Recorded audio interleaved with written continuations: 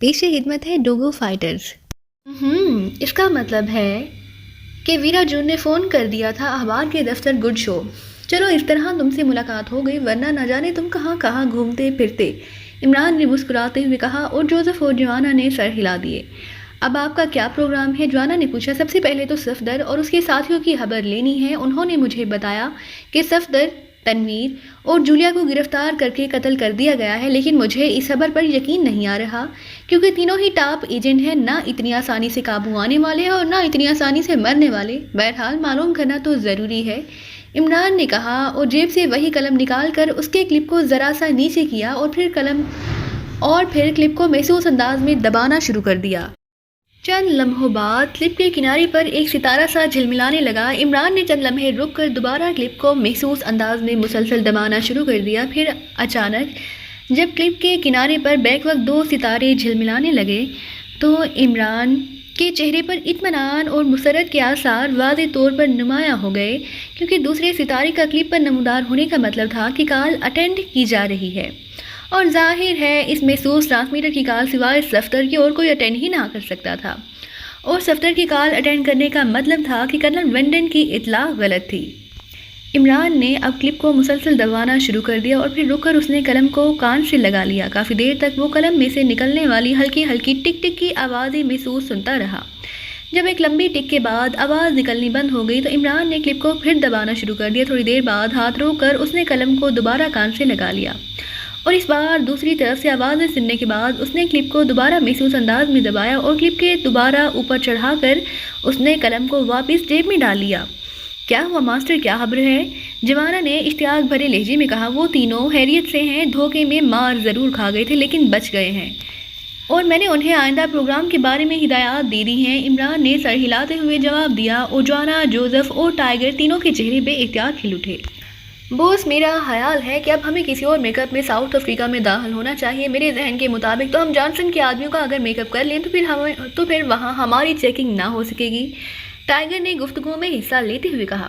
اصل مسئلہ وہاں کے کاغذات کا ہے۔ کرنل وینڈن کی تو بہرحال مکمل یقین ہے کہ ہم جرنلسٹ نہیں ہیں، اس نے تو یقیناً جنرل بارٹر کے کہنے پر ہمیں ساؤتھ افریقہ سے یہاں منتقل کر دیا ہے، کیونکہ بہرحال ہم کریمیا کے ٹاپ جرنلسٹ تھے، اور جنرل بارٹر ہماری جان لے کر ساؤتھ افریقہ کے لیے کوئی عذاب نہ خرید کرنا چاہتا تھا، لیکن اب وہ بھی ہماری طرف سے پوری طرح محتاط ہوگا، اور چونکہ اس نے ہمیں یہاں پہنچایا ہے اس لیے اس نے لازماً بوٹسوانا اور ساؤتھ افریقہ کی سرحدی پٹی پر نگرانی انتہائی سخت قرار دی ہوگی۔ عمران نے کہا۔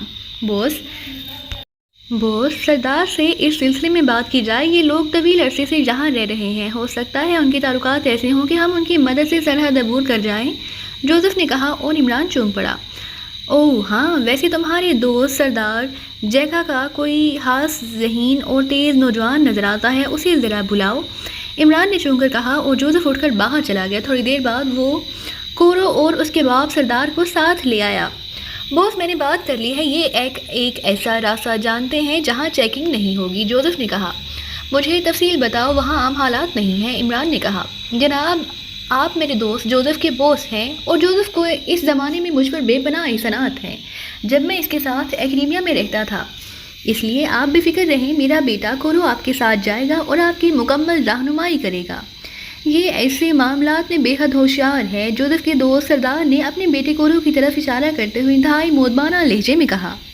آپ کا شکریہ، عمران نے مسکراتے ہوئے جواب دیا، اور جوزف کا دوست اپنے بیٹے کورو کو وہیں چھوڑ کر واپس چلا گیا۔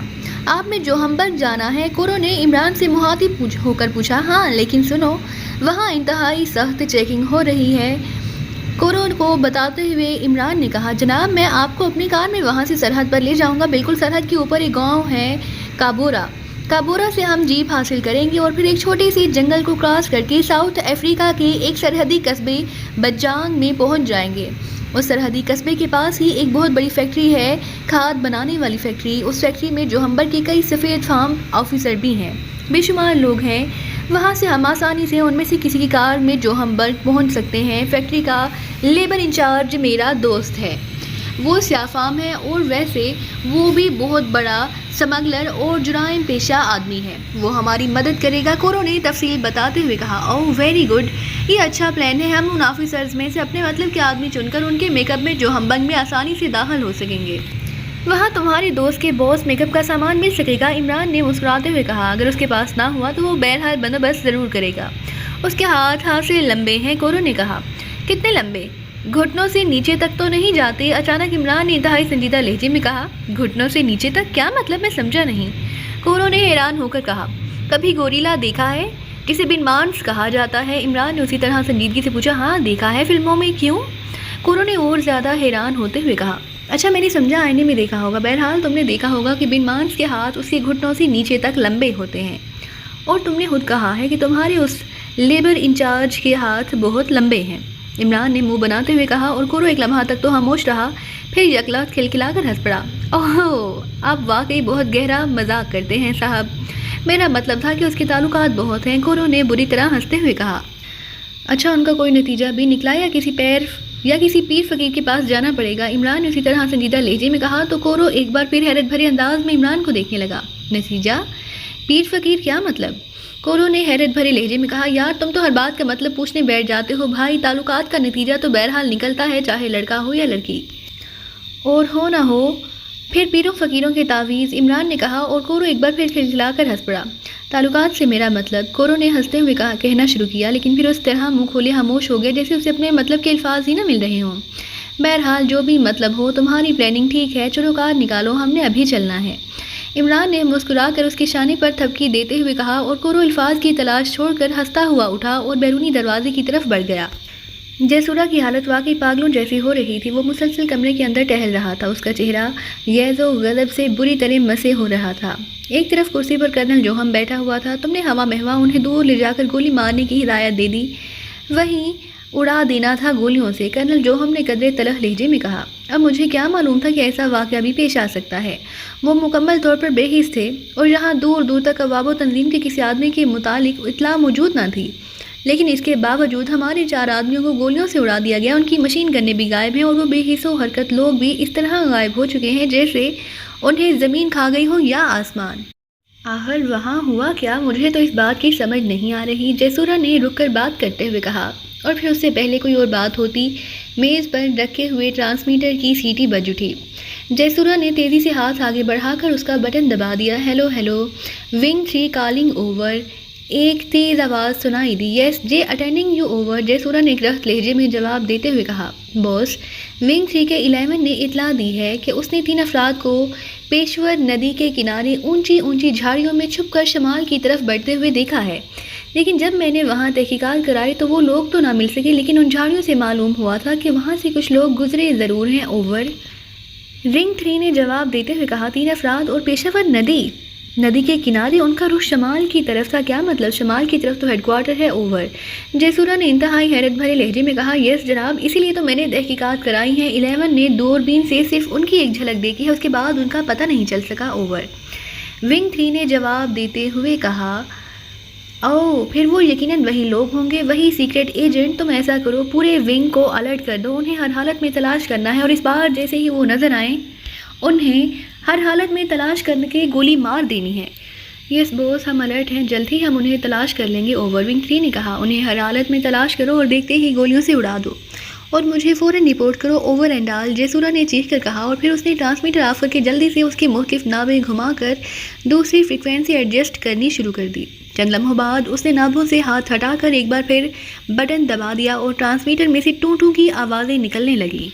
ہیلو ہیلو، جے کالنگ ونگ 4 اوور۔ جیسورا نے تیز لہجے میں بار بار یہ فکرہ دہرانا شروع کر دیا۔ یس باس، ونگ 4 اٹینڈنگ اوور۔ چند لمحوں بعد ایک بھرائی ہوئی آواز سنائی دی۔ سنو، ونگ 3 نے اطلاع دی ہے کہ 3 افراد ونگ 3 سے تمہارے ونگ کی طرف آتے دکھائی دیے ہیں، ونگ 3 انہیں تلاش کر رہا ہے، یہ انتہائی خطرناک سیکرٹ ایجنٹ ہیں، ہو سکتا ہے ونگ 3 انہیں کور نہ کر سکے، تو تم الرٹ رہو، اور تمہارے ونگ میں اگر یہ لوگ داخل ہو جائیں تو انہیں دیکھتے ہی گولیوں سے اڑا دینا، گرفتاری وغیرہ کے چکر میں نہ پڑنا، اوکے، اوور۔ جیسورا نے تیز لہجے میں کہا۔ یس باس، اوور۔ دوسری طرف سے کہا گیا، پوری طرح ہوشیار رہنا، اوور اینڈ آل، جیسورا نے چیخ کر کہا، اور پھر ٹرانسمیٹر کا بٹن آف کر کے اس نے میز پر ایک طرف رکھے ہوئے سرخ رنگ کے وائرلیس فون کا پیس اٹھا کر اس پر مختلف نمبر پریس کرنے شروع کر دیے۔ یس ایرک اٹینڈنگ۔ رابطہ ہوتے ہی ایک آواز ابھری، ایرک، ہیڈ کوارٹر کا مکمل حفاظتی نظام آن کر دو، اور کسی کو ہیڈ کوارٹر سے باہر جانے یا باہر سے اندر آنے کی ہرگز اجازت نہ دینا جب تک میں دوبارہ کال نہ کروں۔ जयसूर्या ने तेज लहजे में कहा। मगर इस अचानक आर्डर की वजह बॉस, एरिक ने हैरान होते हुए पूछा। वो पाकिस्तानी सीक्रेट एजेंट जो सेक्शन से फरार हो गए थे, उनके मुतालिक विंग 3 ने इतला दी है कि उन्हें विंग 3 में देखा गया है। वो उन्हें तलाश कर रहे हैं। मैंने विंग 3 को भी अलर्ट कर दिया है कि जैसे ही ये लोग नजर आए उन्हें गोलियों से उड़ा दिया जाए। उनका रुख बता रहा है कि वो हेडक्वार्टर की तरफ आ रहे हैं। वो तादाद में 3 हैं। हेडक्वार्टर का रुख यकीनन उन्हीं लोगों का है। उस आदमी ने बताया होगा जिसे उन्हें बचाया होगा, और वो हमारे हेडक्वार्टर के मोहल्ले को भी जानता होगा। वो यकीनन इंतकाम लेने के लिए आ रहे हैं। वो रास्ते में ही मारे जाएंगे, लेकिन उसके बावजूद हेडक्वार्टर की हिफाजत इंतहाई ज़रूरी है जब तक उनकी मौत की इतला न आ जाए। जयसूर्या ने वजाहत करते हुए कहा। ओह ठीक है बॉस, आप बेफिक्र रहें। अव्वल तो वो यहाँ तक पहुँच ही नहीं सकते, और अगर किसी तरह आ ही गए तो फिर किसी सूरत भी जिंदा ना रह सकेंगे, एरिक ने कहा। और जयसूर्या ने ओके कहकर क्रेडल दबाया और फ़ोन पीस वापस मेज़ पर रख दिया। तुमने कैसे फ़र्ज़ कर लिया जयसूर्या कि ये लोग हेडक्वार्टर पर हमला करने आ रहे हैं? हेडक्वार्टर पर हमला करके उन्हें क्या मिलेगा, एक बात, और दूसरी ये कि कव्वाबो तंजीम आज तक तुम्हारे हेडक्वार्टर पर हमला करने की हिम्मत नहीं कर सकी, तो इन 3 नहते एजेंटों ने क्या करना है? कर्नल जोहम ने होंठ चबाते हुए कहा। कर्नल जोहम, तुम इन सीक्रेट एजेंटों को नहीं जानते, जबकि मेरा अक्सर उनसे वास्ता पड़ता रहता है। एरिक को तो मैंने सिर्फ इतना कहा है कि हो सकता है कि वो इंतकाम लेने आ रहे हों, लेकिन मुझे यकीन है कि ऐसी कोई बात ना होगी। सीक्रेट एजेंट ज़ाती इंतकाम की बजाय अपने मिशन की तकमील पहले चाहते हैं, और इसीलिए मैंने मालूम कर लिया है कि वो हेडक्वार्टर क्यों आ रहे हैं। जयसूर्या ने मेज़ के पीछे रखी हुई कुर्सी पर बैठते हुए कहा। अगर वो इंतकाम लेने नहीं आ रहे तो क्या उनका दिमाग खराब है कि वो उधर आ रहे हैं? उनका मिशन जे ग्रुप का हेडक्वार्टर तो तबाह करना नहीं है। कर्नल जोहम ने इंतहाई हैरत भरे लहजे में कहा, और जयसूर्या मुस्कुरा दिया। कर्नल जोहम, नहते स्याह फामों पर जुल्म करना और बात है, सीक्रेट एजेंट और बात है। सुनो, मैं तुम्हें बताता हूँ, उन्हें मालूम हो गया है कि उनकी शनाख्त और प्रोग्राम का हमें इल्म हो चुका है। जाहिर है अब हमने नीबिया और अंगोला की सरहद पर इंतहाई सख्त तरीन चेकिंग करनी है, और जैसा कि हमने हिदायत भी दे दी हैं, इस सूरत में उनका सरहद पार करना इंतहाई मुश्किल हो जाएगा। और अगर तुम अपने आप को उनकी जगह रख कर सोचो, फिर तुम्हें उनका सही अदराक होगा। जयसूर्या ने कहा। तुम बात तो करो, कहना क्या चाहते हो?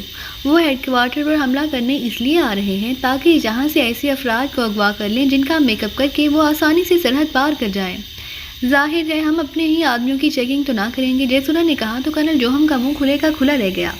ओह, अगर वाकई ऐसी बात है तो फिर तो उन्होंने बहुत गहरी बात सोची है। मेरे जहन में तो सिरे से ये आइडिया या बात आई ही नहीं।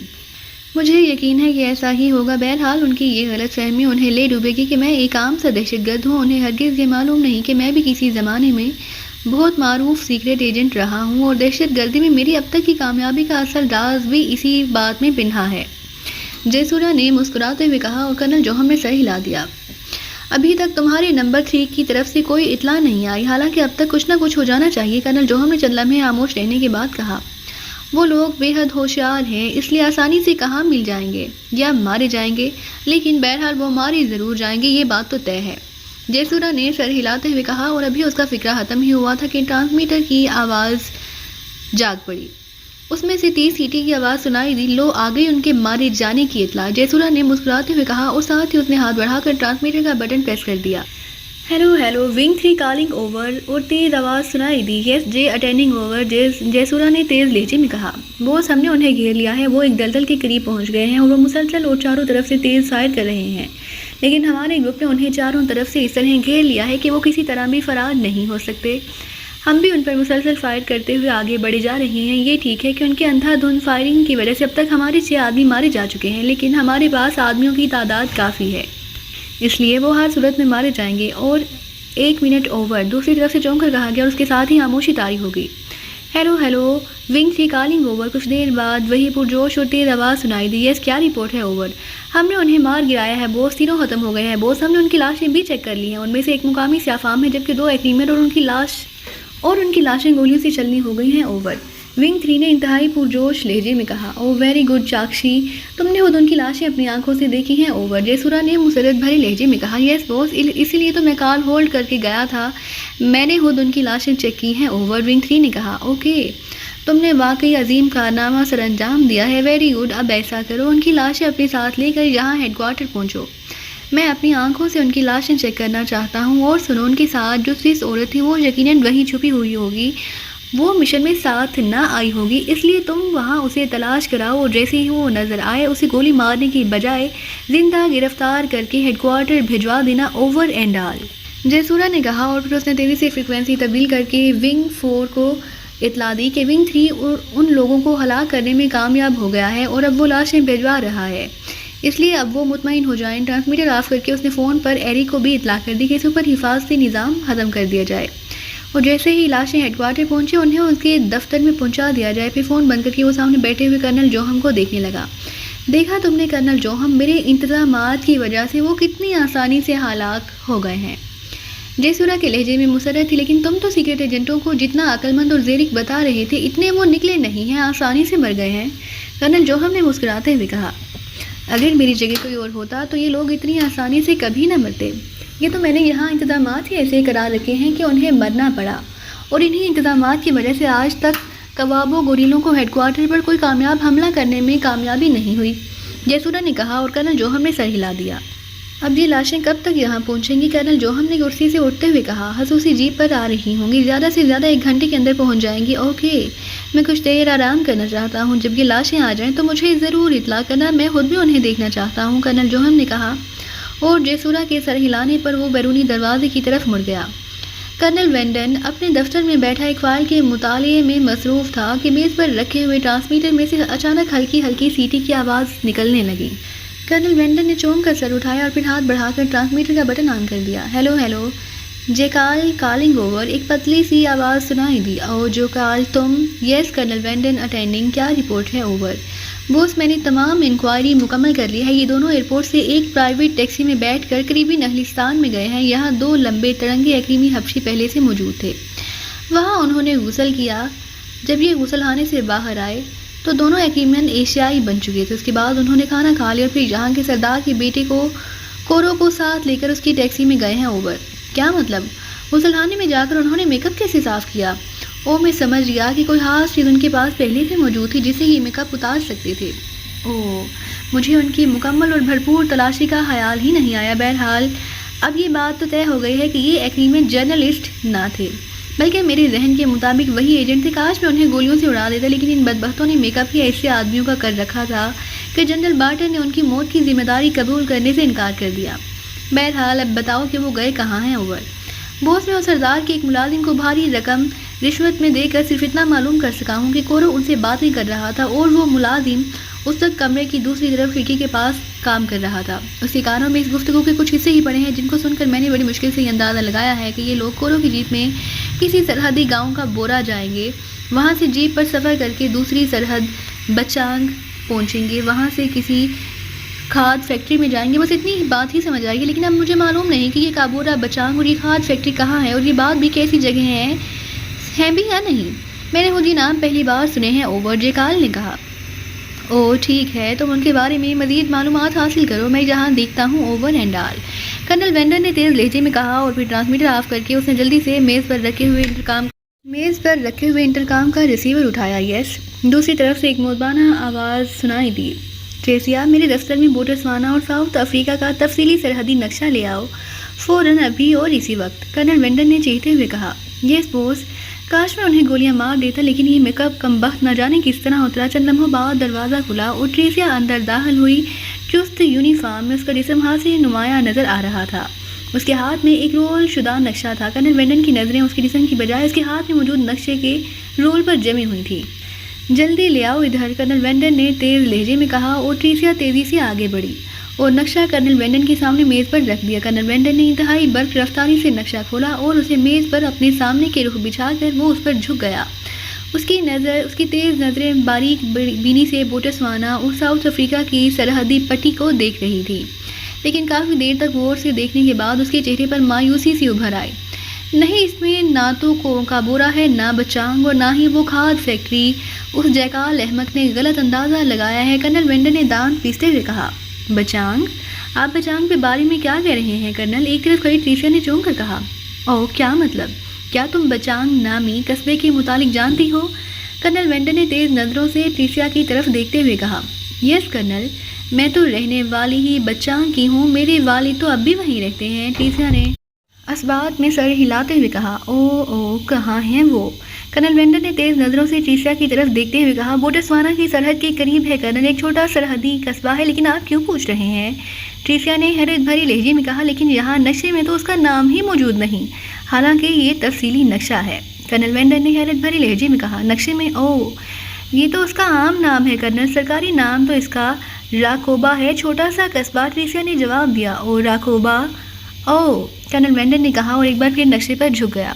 وہاں راکوبا موجود ہے، ٹھیک ہے، اب بات سمجھ میں آ گئی، تھینک یو ٹریسیا، ورنہ میں تو واقعی بری طرح الجھ گیا تھا۔ اب یہ بتاؤ کہ بچانگ کے قریب کہیں کوئی کھاد فیکٹری بھی ہے؟